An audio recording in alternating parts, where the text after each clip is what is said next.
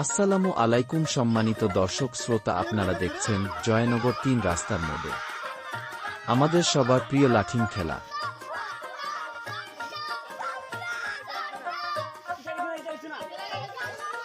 শৈশবকালে অনেক ধরনের জনপ্রিয় কয়টি খেলা ছিল।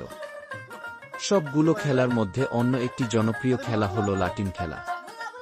শৈশব মানেই আমাদের সোনালী অতীত, সেই অতীত ঘিরেই রয়েছে আমাদের অনেক স্মৃতি।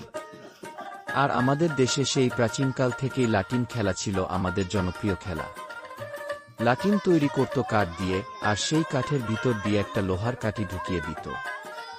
আর সেই লাঠিম ঘোরার জন্য তখন আমাদের একটা ১-২ হাতের মতো লতি থাকত। সেই লতি দিয়ে পুরা লাঠিম বেঁধে মাটিতে দিতাম, তখন সেই লাঠিম ঘূর্ণির বেগের মতো ঘুরতে থাকত।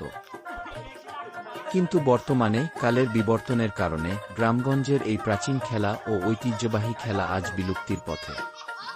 চমৎকার এই সুন্দর খেলাটি আপনারা শৈশবকালে কে কে খেলেছেন জানাবেন। কার কার শৈশবকাল আজকের দিনের মতো প্রাণ উজ্জ্বল ও আনন্দের ছিল। আজকের এই ভিডিওটি আপনার মনে বিন্দু পরিমাণ দাগ কেটে থাকলে শেয়ার করে সাথেই থাকুন।